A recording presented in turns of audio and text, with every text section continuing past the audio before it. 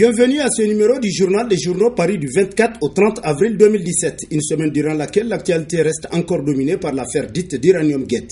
À cet effet, l'hebdomadaire Le Courrier titre à sa une « Iranium Gate, enquête parlementaire, Massaoudou Hassoumi passe aux aveux ». Selon le journal, l'État se resserre donc sur l'ensemble des auteurs de ce détournement du denier public sans précédent. Il se resserre d'autant plus que Hamma Hamadou a affirmé avoir donné mandat à Hassoumi le 14 décembre 2011 après avoir été convoqué au bureau du directeur de cabinet adjoint le 6 décembre 2011 en présence du vice-président d'Areva de Montessi. Autant dire pratiquement sous la contrainte, constate l'hebdomadaire qui poursuit plus loin, qu'autant dire que les informations du courrier sont justes, crédibles et avérées. Tout étant désormais clair et incontestable, il n'y a plus que quelques petites zones d'ombre que le juge d'instruction s'efforcera de clarifier. Car ayant écourté sa mission, probablement sous la pression des forces politiques occultes qui œuvrent désespérément à l'enterrement de cette scabreuse affaire, la commission n'a ni entrepris d'obtenir le relevé du compte BNP Paribas de la Sopamine, ni cherché à entendre les éventuels complices de Massaoudou Hassoumi, qui n'est pas seul, conclut le courrier. Iranium Gate, enquête parlementaire. Attention, la majorité veut détourner la vérité après le deuil. Si l'on revenait à l'affaire de 200 milliards, titre à sa une, l'hebdomadaire L'actualité, pour qui la première leçon à tirer de ce détournement qui ne vise qu'à camoufler la vérité autour de ce dossier et que si cela ne devait dépendre que du régime, jamais l'on ne connaîtra la vérité sur ce dossier. Autant qu'il le pourra, il faut s'attendre qu'il s'emploie à trafiquer tous les ressorts pour trafiquer la vérité et étouffer l'affaire selon l'actualité qui poursuit. L'autre leçon, c'est qu'on aura compris que l'affaire est loin d'être l'affaire normale que dit Massaoudou Hassoumi. Sur tout un autre plan, peut-on sauver la Renaissance? S'interroge dans sa rubrique politique l'hebdomadaire Le Nouveau Républicain. Selon qui la Renaissance s'est embourbée, patinant dans la boue de ses scandales et dans le tourbillon de sa malgouvernance. Elle ne sait plus où donner de la tête, tant elle se sent cernée de toutes parts. Épuisée peut-être, mais stratégique sans doute.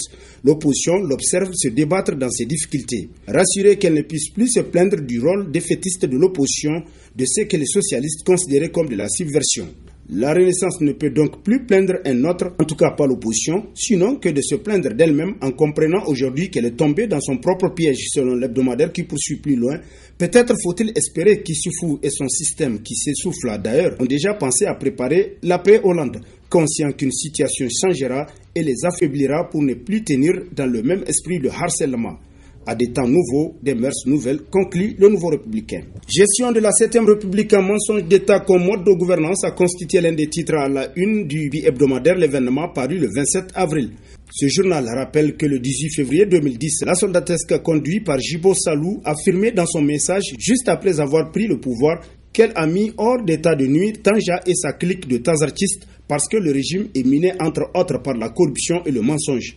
L'on pensait que la classe politique dans son ensemble a appris cette mémorable leçon et que cet art décrié sont à jamais révolus au Niger. Sous la Renaissance, le mensonge d'État semble devenir l'apanage des dirigeants, constate le bi-hebdomadaire qui renchérit. On le retrouve partout dans les actes que posent les hommes qui doivent guider les générations futures. Malheureusement, ces dernières risquent de se retrouver sans modèle ni repère par la faute d'une poignée de rentiers, conclut l'événement. APR, acte de déloyauté, s'interroge dans sa rubrique simple avis l'hebdomadaire Le Républicain, qui nous apprend qu'il y a quelques jours, l'APR, une coalition de certains ex-partis de l'opposition, dont le MNSD est chef de file, avait donné de la voix dans la crise universitaire qui avait secoué notre pays. Sans prendre des gants, elle a fustigé l'intervention des forces de l'ordre lors des manifestations estudiantines.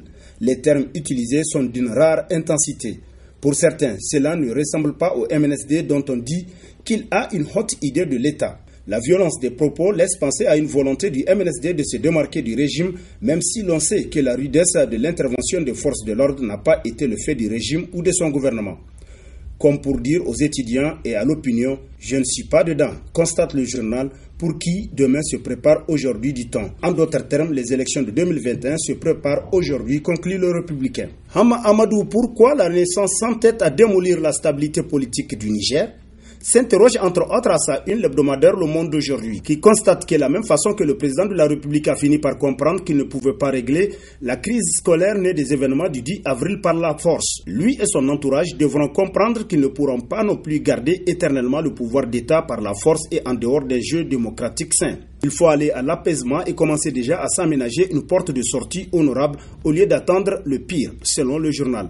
Le pouvoir appartient au peuple, il faut le laisser choisir ses dirigeants, sinon on risque de se casser la figure en entrant droit dans le mur, conclut Le Monde aujourd'hui. Politique, Hama Amadou saisit la Cour de justice de la CEDEAO, titre à sa une, l'hebdomadaire satirique Le Canard en furie, qui nous apprend que, défendu par l'avocat François Serres, l'opposant nigérien Hama Amadou a décidé de saisir la Cour de justice de la CEDEAO. Dans un communiqué parvenu à Financial Afrique, l'avocat évoque une immunité parlementaire violée, une arrestation illégale, un emprisonnement arbitraire, des accusations imaginaires, une instruction à charge et, entre autres, une condamnation pour un crime inexistant en droit sous fond de pression de l'exécutif sur les tribunaux et de l'absence de recours devant les juridictions indépendantes. Pour Maître Serres, il s'agit là du calvaire subi pendant plus de 3 ans par le chef de file de l'opposition nigérienne, tel que rapporté par Le Canard en furie. L'orguette de la SML à la Sopamine, Mahamadou Zada, un chirurgien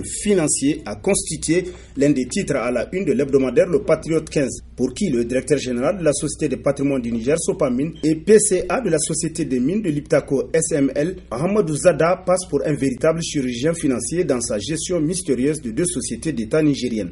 D'autant qu'il a géré financièrement la SML et la Sopamine comme 2 vases communicants, et cela par un système de dépendance d'endettement de la SML envers la Sopamine et de dépenses de la Sopamine qu'il gère lui-même pour le compte de la SML qu'il gère tout aussi indirectement. Cela est vraiment extraordinaire du fait d'un simple jeu d'écriture entre 2 individus, voire même un seul, puisque Abdou Moumouni Abdourazakou, le dit DG SML de l'époque, est agent de la Sopamine. C'est en complicité avec un de ses agents qu'en tant que double DG ou presque, le sieur Mahamadou Zada fait ses montages financiers à sa guise entre la SML et la Sopamine, sa tutrice de fait, selon le Patriote 15. Bagriguette audit interne, un rapport accablant, titre dans sa rubrique Société, l'hebdomadaire L'Oclosion, qui nous rappelle que créée en 2010, la Banque agricole du Niger a débuté ses activités en février 2011. Mais en 2012, déjà, la commission bancaire CB de l'IMOA relève qu'au 31 décembre 2011, soit 10 mois après, la Bagri a absorbé près du tiers de son capital. Suivant lettre du ministre nigérien des Finances de l'époque en date du 25 juillet 2013, la CB a décidé de mettre la Bagri sous administration provisoire, une sorte d'état d'urgence dans le domaine bancaire selon l'éclosion. Classement mondial de la liberté de la presse à 2017, le Niger recule du 52e au 61e rang. Titre dans la rubrique On en parle de sa parution du 27 avril, l'unique quotidien privé L'Enquêteur, qui nous apprend que jamais la liberté de la presse n'a été aussi menacée. S'alarme Reporters sans frontières, RSF, dans son rapport 2017 publié mercredi. La liberté de la presse connaît une situation difficile ou très grave dans 72 pays, particulièrement en Afrique. Sur 180 pays recensés, le Niger est classé à la 61e place au classement 2017 de RSF avec un score de 27,21 alors qu'il était à la 52e place en 2016. Les chiffres de 2011 à 2017 font apparaître que la situation ne cesse de s'aggraver. C'est dire qu'il y a des entraves à la liberté de la presse au Niger sous le régime du président Issoufou Mahamadou, constate l'enquêteur. Préavis de grève dans le secteur de l'éducation sous fond de divergence entre les syndicats enseignants, titre entre autres dans sa rubrique Nation, l'hebdomadaire satirique Le Hérisson, qui s'interroge: faut-il croire que c'en est fini de la synergie cause Niger-Sinaseb? 2 préavis de grève circulent en ce moment sur les réseaux sociaux selon le journal qui nous apprend davantage que l'un de 6 jours portant la mention cause Niger-Sinaseb avec la signature de Moukela Halidou, secrétaire général du Sinaseb, et Samna Alio, co-coordinateur de cause Niger, et l'autre de 3 jours portant la mention Fizin avec l'empreinte de Issoufou Arzika, secrétaire général du SNEN, agissant ici au nom de la structure dépositaire du préavis tel que rapporté par Le Hérisson. Et sur ce prend fin le présent numéro de la revue de presse. Prochain rendez-vous, plaise à Dieu dans une semaine avec toujours la même passion de vous servir. Bonne lecture et au revoir.